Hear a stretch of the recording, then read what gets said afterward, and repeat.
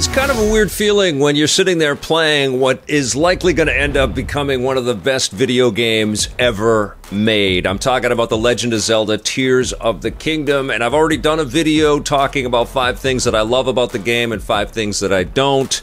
And the more that I have played this game, and I have so much more to play, I've really just scratched the surface. But the more that I've played, the more that I recognize that this game is bigger than my criticisms. This game is bigger than any moment-to-moment satisfaction that I might be feeling in a particular section of this massive map that I have to explore. This game is enormous, and not just in the physical sense or the interactive sense of Link traversing all across Hyrule. Again, yes, it's the same map as Breath of the Wild, but also the below ground map that is tied to events and structures and things that are happening above ground, and then of course those gorgeous sky islands. There is this kind of looking at the world in a full 3D kind of perspective that you get the deeper that you travel and the more that you interact with all of the townspeople. This is like Breath of the Wild mixed with Skyrim in a way, and even though Breath of the Wild was kind of an answer to what Bethesda had done with Skyrim and the Elder Scrolls games, and it gave us an open world Zelda and lots of areas to explore, and we just felt like there was just limitless adventure, and there was,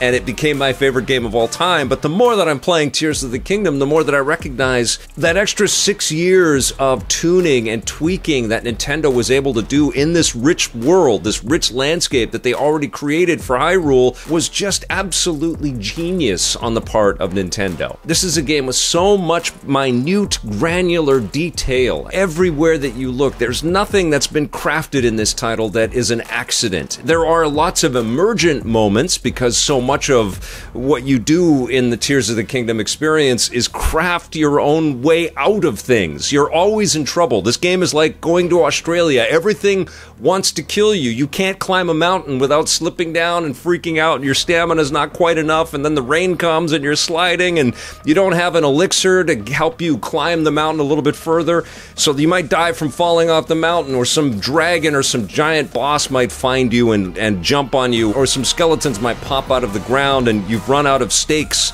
and, you know, steaks to eat because you need to be feeding yourself. So you're constantly trying to survive the harsh realities of the environment and all of the creatures and critters that want to kill you. And that exists when you're on Sky Islands and also down below, where there's also this gloom everywhere that starts to burn away your hearts. You really do feel like you're in constant peril with this game. But you also have all of these incredible abilities, thank you Zonai, that allow you to lift things up and fuse things together and reverse time and ascend through ceilings and rock structures and overgrown trees and stuff to help you persevere and escape and inch along. And I'm not used to playing games with this much attention paid to surviving. Yes, that was an element of Breath of the Wild, but there was a lot more kind of linearity with the way that the story was told. Even though you had a lot of choice and you could go anywhere you wanted to in the map, there just was a lot more kind of traditional Zelda structure than I think even in this game. This game, because of all of these crafting abilities and all of these new survival abilities and all of this new area to explore, it really is overwhelming, the choice that you have. And I have never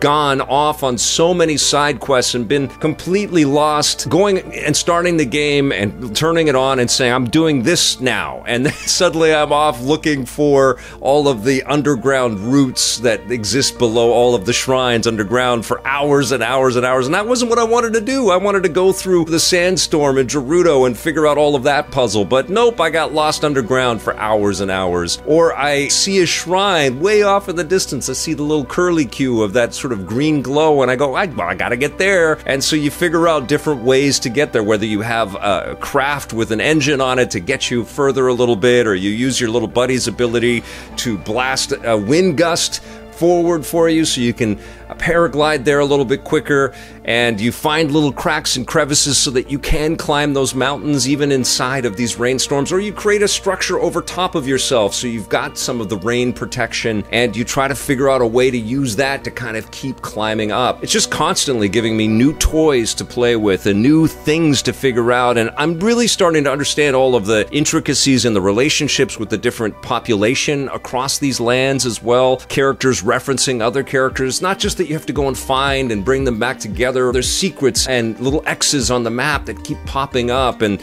little tiny dribbles of details of things that I need to keep exploring. And what I'm recognizing about the entirety of the Tears of the Kingdom experience is that the whole world is like one big Zelda dungeon. Everything is meticulously crafted for you to go and see all of it. And it takes a tremendous amount of time, partially because, as we discussed, the world is trying to kill you, the environments are trying to kill you, lightning will pop up out of nowhere and you're dead. You know, all you see, all your hearts just go down there. I've encountered monsters that have sucked me into their jaws and chewed on me for a bit and spat me out, and I've got like half a heart, and I have no cooked food. Because it's you forget that when you come to any encampment at all, or you come to one of those stables or whatever, use the damn pots and cook your food, because you only can use the portable pots that you pick up along the way once, and then they're gone. So the game has all of these design decisions to test you and to encourage you to try it all out,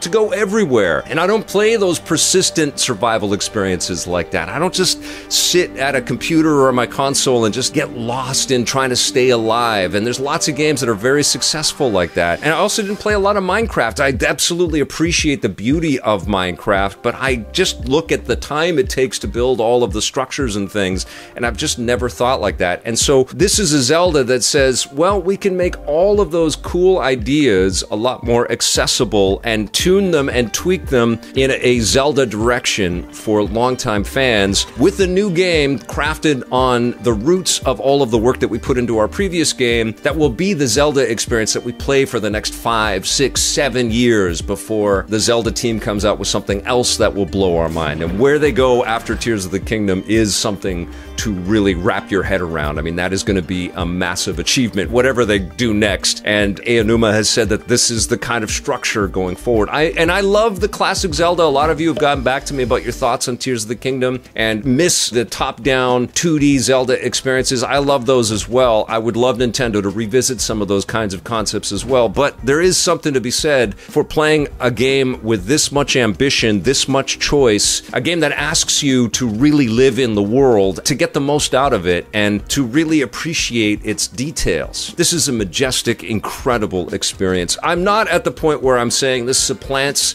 Breath of the Wild as my favorite game of all time, although now I see that it likely will.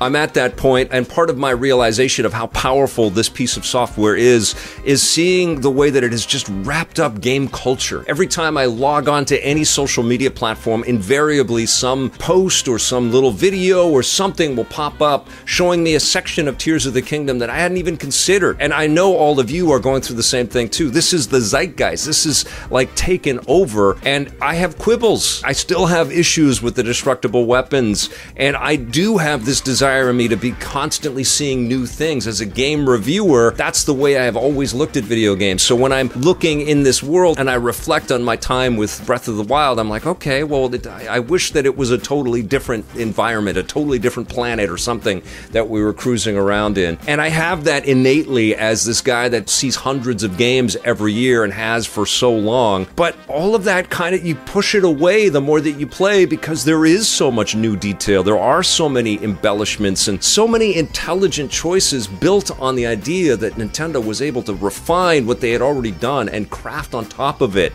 And I think we're going to see something very similar with Insomniac's Spider-Man 2 later this year. They're not going to reinvent Manhattan. They're going to take what they've learned of crafting 2 excellent Spider-Man games and make a more fleshed out Manhattan for us to experience on the PlayStation 5. Same could be said for some of the systems and some of the iteration that Bethesda did with the Elder Scrolls games over the years. Yes, using new technology and new abilities. And the mind boggles thinking about what happens with this game, but also with the next Zelda game when Nintendo does finally pull the trigger on new hardware. But yeah, I'm playing a masterpiece, and I think that a lot of people out there that are experiencing Tears of the Kingdom are feeling the same, but I don't know if everybody is feeling the same, and I will say that I don't feel like I'm playing a masterpiece 100% of the time. I'm all over the freaking map, just like I'm all over the freaking map, literally in the game. My emotions are like that too. When I get stuck in a battle and my movements and my flow isn't quite as smooth as I want it to be, but I still have all of these cool abilities and some moves and some cool weapons, happens, it's pretty hard to complain. And then I'm out of that fight and the whole world is my oyster again. It's a game of reconciling how much you're given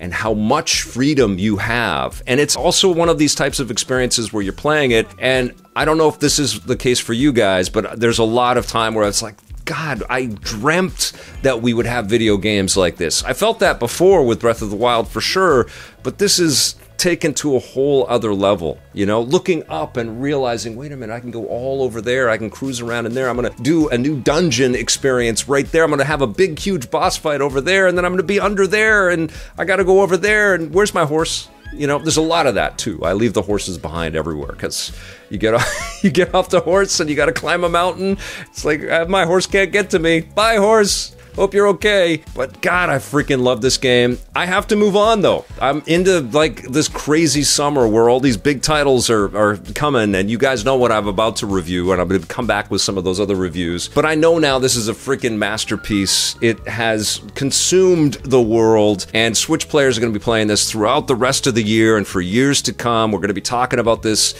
when we're talking about the game of the year for sure for 2023. But I also wanted to ask you, I put it out on Twitter and I put it out on our YouTube channel. I asked you what you thought of The Legend of Zelda Tears of the Kingdom, and I got some replies. This one's from Chick Canyon, says, the more I play, the less I'm enjoying it. First 10 hours, I was blown away by how cool Ultra Hand was. 35 hours in, I'm realizing that basically every puzzle is an Ultra Hand puzzle, and I'm growing very bored. Not sure what the next 70 hours or whatever is going to feel like, but I've never not 100%ed a Zelda before, so yay. Trigger 200-284 says, one of my only gripes, why do we have to throw items we want to fuse on the ground before fusing them? Why can't it fuse from the inventory menu? They made it so clean functioning for arrows and so dumb for melee. Joey Ferris Wheel Pro says, absolutely better than Breath of the Wild in every way. Love the improved dungeons and immense creativity of the shrines. Daniel Fugate says, Tears of the Kingdom is an amazing game. The exploration especially is jaw-dropping. Love all the caves, and the underground depths are the best. The new building abilities are fantastic. Definitely my favorite Zelda game so far. Elijah says, although I have open world fatigue and find combat encounters humdrum, I've been having a blast walking through the world and doing shrines. The amount of variety when it comes to puzzle solving is enthralling with its new mechanics and just pure joy. Paul Gale Network says, as a lifelong fan of the Legend of Zelda series, I'm really happy with Tears of the Kingdom. It delivers on the same level of depth as Breath of the Wild while promoting even more creativity in its gameplay and pays great attention to satisfying the requests of traditional dungeons. I absolutely love it. Billy Campbell says, yup, the Rocketeer. He says, Vic, Ann, and I are 2 days in, and it's so brilliant, so soothing, and deep as to beggar my poor power of description. We've played Breath of the Wild since just before Alf was born, until recently. He's 5, and I can already see we'll be playing this until he's in high school. Amazing. Blake Siefkin says, it's great, but I have complaints. Switch graphics look dated. How many times is Nintendo going to make me do the same boat puzzle? It is not Half-Life 2. And Galen Ryder says, stability of the physics systems is really astounding. While the controls can be cumbersome, it's very hard to get your contraption into an unrecoverable state. Fuse combos are really cool. A certain shield combo produced the biggest involuntary yelp of joy I've made in years. And that is the thing about this game. It is going to take you on a journey, literally, you know, as you're cruising everywhere, but also emotionally as you're testing everything. And I cannot believe the power of the inventiveness. I can't wrap my head around how they tested this freaking game. They built something magnificent and massive and overwhelming and sometimes annoying. But how did they test everything? How did they figure it all out so, you know, nothing broke? The fact that this thing runs as well as it does, and yes, it would run better on better hardware for sure, but the fact that it runs as well as it does on the Nintendo Switch is just astounding. Yeah, it's an incredible game. And I've got more to play, and I'll probably come back with final thoughts and some, you know, end of the year wrap-up conversation around Tears of the Kingdom. I do have to move on and start to review some of the other stuff that's coming in. But I'm going to give The Legend of Zelda Tears of the Kingdom a 10 out of 10.